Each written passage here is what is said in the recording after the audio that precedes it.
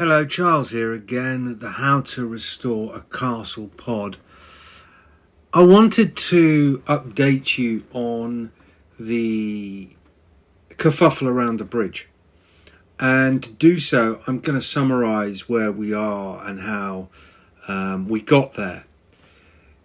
As you'll remember, and as you'll have read in the book, Sage and I moved here into Dunans in 2003, and we restored the house attached to the castle in 2007. And the restoration of castle and associated bridge has been going on since then with the help of the lairds and ladies. The bridge is an A-listed structure, and it's over that bridge that we take our access. It is the only access to the site. And thus far, Scottish Laird has contributed a six-figure sum to the repair and maintenance of the bridge since 2014, when we started working directly on the structure. Things like the archaeological dig and the work that volunteers have accomplished and a resurfacing. And what happened was that at the beginning of February, a red line was drawn in spray paint along the curve of the corner letting onto the bridge. It looked innocuous enough. Well, it does until you see that if that is the boundary, there's barely enough space for a vehicle to pass through and onto the bridge. And then a week or so later, that Sunday, the 11th of February, cones appeared, 2 of them. Again, innocuous enough, you might think. However, 2 things became immediately apparent. First, if left, the cones prevented anything larger than a car passing over the bridge. And second, for any kind of vehicle attempting passage to the castle, they're pushed over towards the ravine edge on the left-hand side as they enter the bridge. So that might seem a little overdramatic, but what isn't is the potential for a car or van to have clipped the first roundel of the bridge. And you'll know from photos of the bridge that there are 8 roundels surmounting the stanchions that sit between each of the 3 arches. In other words, the cones, as placed as they were, threatened the structure of the A-listed bridge. Now, after a few days, the cones were replaced by rebar stakes and red and white tape. This barrier showed more readily to us the constraint to the turn-in onto the bridge. Now, remembering this A-listed bridge was designed by Thomas Telford, is 16 metres high, has 3 arches, is rubble built, and is internationally important. And for that reason, I continue to be really exercised by the whole matter. And part of the reason that I am so exercised is that it's the carelessness of about the bridge of bridge itself, the safety of the folk who use it, and it's careless of all the effort and money expended to render it fit for the next century. And the question one would have to ask is, why would anyone act in this way? Why would they place a tape barrier secured by rebar post in the middle of a well-used drive which has been used as the main access to the castle since 1850, when Thomas Telford built it? So apparently it is all about who owns which sliver of driveway.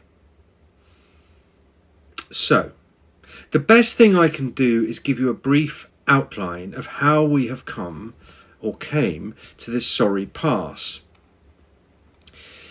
In 2020, we acquired Dunans Castle woodland, which I've talked about in other places.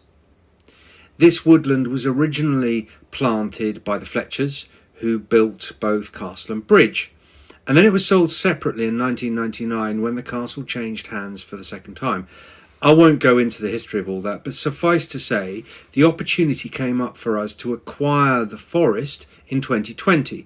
and give us the option to create a different access to the castle, meaning that we might not have to use the bridge, and therefore we could bring over heavy machinery needed for the restoration of the castle.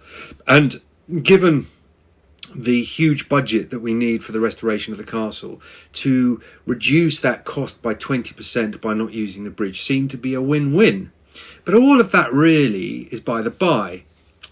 As we investigated things, it became apparent we needed a vehicular access from the present bridge to the woodland. And this we created by a method of creating a track from our existing driveway on the castle side of the bridge into the woodland. Now, during the works, we became aware that there was an objection to our contractor's use of the gate embrasure for the dropping of aggregate, which happened a couple of times as we'd run out of space at the drive head. As soon as we learned of the objection to the usage, we stopped. And unfortunately, at the end of this work with us, our contractor decided to ignore my instruction not to use the embrasure and parked his plant there prior to uplift the next day. Because it was a secure spot, it wasn't visible from the road, as well as being accessible for a low loader which wouldn't have to cross the bridge. This embrasure is a piece of land that sits just on the outside of the curve of the drive which lets onto the bridge. It's maybe a car's length and is bounded by a dry stone wall from the bridge and then by a 5-bar steel gate which is wrapped in barbed wire, covered in rhododendron and cotoneaster. It's basically never been opened since we've been here, but that gate and the embrasure stands on the land owned by the author of the whole kerfuffle. So for this overnight use by our contractor parking his plant there ready for the low loader, of approximately 10 hours, we received an interim interdict, meaning we were going to be taken to the Sheriff's Court in Dunans to stop us using the embrasure. Our response in writing was that we would not be using the embrasure for any purpose and that the use that precipitated his action was not on our instruction. What can I say? The thing is, we knew that the red and white tape and rebar stakes were precursors to further action. The idea, apparently, was that a wall would be built along the line indicated by the barrier. Apparently, the wall would prevent anyone associated with us straying on to land which is not ours, i.e., a significant corner of the driveway. Aside from the idea that the usage of this embrasure causes any inconvenience to the landowner given the state of the gate which lets onto his land, the building of a wall is overkill. It also impacts upon the curtilage of the bridge, the listed bridge. To spell it out, because of the bridge's listing, which is as a result of its cultural and historical value, a seemingly minor boundary dispute becomes of public interest, because through the actions of the author of this kerfuffle, we see that the bridge's listing is being ignored. Let me rehearse the context of listing and how it applies here. I know I've spoken about it in a previous pod, but it might be worth just rehashing. First, any changes to a listed structure, A, B or C listed, requires listed building consent. Second, an application for consent on a project requires the permission of the owner of the affected structure, and be assured no consent will emanate from this quarter. Third, if a consent hasn't been granted, then the local council will launch an enforcement action against the owner of the land on which the unpermitted development has been built. Fourth, any works on a listed structure or within the curtilage of a listed structure which are executed without a permit can be prosecuted under criminal law. We have said all this, obviously, several times. Pointed at the guidance on the local council website and that of Historic Environment Scotland. The problem is that we're not being listened to. The listing remains ignored. So the hope is that by shining a light on this issue, on what is going on what is threatened, I had hoped to stop this behaviour, this intimidation. For that, I think, is what we are and were looking at. Two further questions may have occurred to you as I've narrated this sorry tale. The first is to ask why I haven't just gone down there and removed the rebar, stakes and tape to the side of the drive. Well, that was my first instinct, but my solicitor advised that I adhere to due process, and due process is to advise Argyll and Bute Council of the potential infringement of the listed status of the bridge. We can survive, or we could survive, the restriction. We did so for about a month, and the problem was that it eventually became too dangerous to leave it in place, and so, yeah, I removed it. And unfortunately, it then got put back up again, and I removed it again. The third time was the last time, and it wasn't restored. The second question you might find yourself asking is, how can you, me, as owner of the bridge, allow a mere boundary issue to cause such difficulty for a listed building? There is no allowing about it. We have, as I've already said, tried to avoid this sorry pass with mediation, with offers, with undertakings. But the problem is there is no accounting for other people's actions, dislikes or prejudices. One can only act with integrity, ensure that your values are not compromised in trying to find an answer to the question posed. So in June of this year, I received an email from my solicitor, and he advised me that the opposing agent, his opposite number, wished 4 weeks to amend the interim interdict by introducing what are termed craves of declaratory concerning the specific layout of the boundary line. And David advised the court that he considered this to be a straightforward interdict action, and at issue was the interdict and whether it should be granted or not. All other issues, he said, were essentially an attempt to hijack the current process and divert attention to a new issue. Unfortunately, he had to concede that until the proposed amendment was before the court, we'd not be properly able to properly address it and argue whether it should be allowed or refused. Any litigant can actually ask for an action to be amended, and only when the case is called for consideration will the sheriff rule on whether the amendment should be allowed. So we had to wait a month to see the amendments, and then we had a month to answer those amendments. And after that, there was a further period for adjustments of the amendments and answers, and then the case gets to court again. So we went through this labyrinthine process, and it became apparent when we received the copy of the amendments that the author of the whole kerfuffle had decided to take advice from counsel, which is to say the next level up from a solicitor. And the reason you do that is because counsel will often have a clearer view of the current law in the particular area that you are engaged in. And so evidently the opinion that they received was potentially of a superior weight to that which we could offer through our very good solicitor. And that's almost an image thing, a kind of whether we were at the same level of, well, they call it arms, believe it or not. Did we want, David asked, equivalency of arms? And in the end, I think we both felt, this is myself and Sadie, that we needed to step up.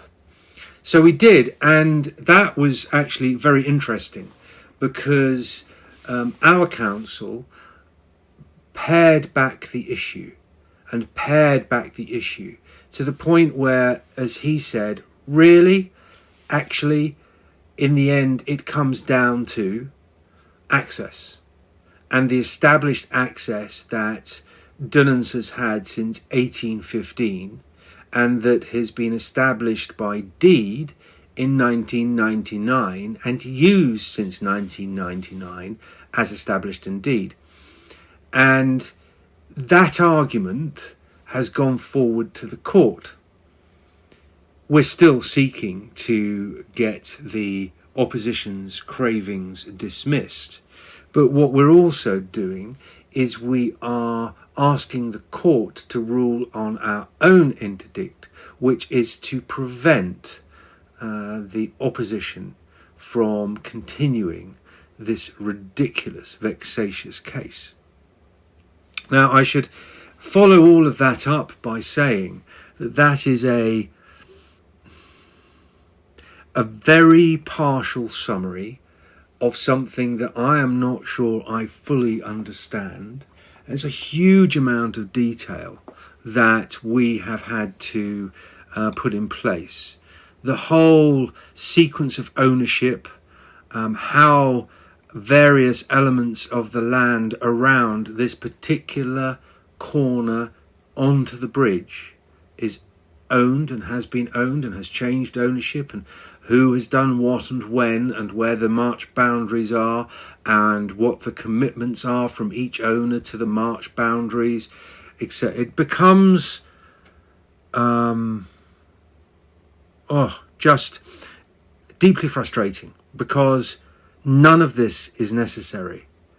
None of this is actually germane to the usage the bridge is put to, its importance, how we maintain it. It is effectively at the whim of our opposition, who continue to pursue this case. And we feel that it's to the detriment not only of the quality of life of all those people who live on the other side of the bridge, as it were, from the main road. So that's my family, and also the gentleman who is restoring rural steadings, and also Dunans Castle Limited, which owns the woodland and is restoring the castle. Not only that damage, but it's also putting in question the context of the bridge, as I've said before. And I think that's unconscionable. And it's unconscionable because it seems to me, my personal view, is that this is motivated by personal animus rather than anything that will bear scrutiny beyond looking at the deeds and going, oh yeah, there's a right of access. So that's the background to the present kerfuffle, and you'll be pleased to know that you can contribute to our legal costs specifically by becoming a defender of the bridge. You can purchase a personalised certificate naming you a defender of the bridge, or you can buy a piece of wall art or a t-shirt. And all of the funds that you contribute by purchasing these products, all the surplus, will go towards paying legal bills, etc., etc. Now, if we, as I fully expect, find that our interdict is granted, their interdict is denied, and we are awarded costs, then any monies that have been contributed through the Defender of the Bridge initiative will go straight to the restoration of the bridge, and in particular to the major project we have in view, which is the final arch, the giant arch, the great arch, which I hope to be repointing in April next year. Now, that repointing will be a 5 or 6 week project. It will include Elon Stewart, our fine and very talented stonemason and expert on lime cement. It will include his son Sandy, no doubt, and a couple of his colleagues, all of whom are highly skilled. It will also involve 2 weeks of adventures in preservation volunteers, but either side of that input from our beloved American friends, we shall have volunteers, hopefully, from agencies like Historic Environment Scotland, the Architectural Heritage Fund, and others. We would love to be able to think that that particular project, which is going to be expensive, it's a high 5-figure sum, I think, looking at the figures at the moment. If we can get that done by the end of April, early May, we will have effectively assured the future of the bridge, despite the legal action, despite all of that really disquieting, dispiriting, despicable stuff that's going on. Despite all of that, we will have assured the future of Thomas Telford's bridge in perpetuity. We will have inputted a maintenance and repair program which will then be the sound foundation for an ongoing program that we will design for the long term. As I always say, there's no point in restoring a building or a structure without making sure that it is sustainably done so that it will survive into the years ahead, beyond our lifetimes, and stand for generations to come. We can do that. That's what the whole Scottish Laird project is designed to do. It rankles that somebody with an agenda which is manifestly personal, manifestly prejudicial, manifestly vexatious, can cause such anguish. That's to give him too much power, though. That really is. We will continue with our programme of restoration, and we will continue to defend the bridge and Dunans from these ridiculous legal manoeuvres. I've reflected on this a great deal, and one of the things that I have realised is that whilst for many people the idea of restoring an historic building is to actually deal with the physical structure, what I've realised is that sometimes to actually restore a building, you need to make sure that its legal and governance structures are such that whatever you do with the physical structure, it will remain stable and sustainable in perpetuity. These legal actions are just as much part of, or this legal defence, rather, is just as much part of the restoration project as the pointing that's going to be done on the curtain wall next week by our AIP volunteers is just as important as making sure that the drive is well maintained and we have drainage, is just as important as planting the hill with trees and creating a carbon offset project, is just as important as restoring the interstitial area and creating a place for lairds and ladies to stay. I really enjoy the work that we do here. I wish that we could do so without the jealous attentions of folks who would rather we failed for their own personal vexatious reasons.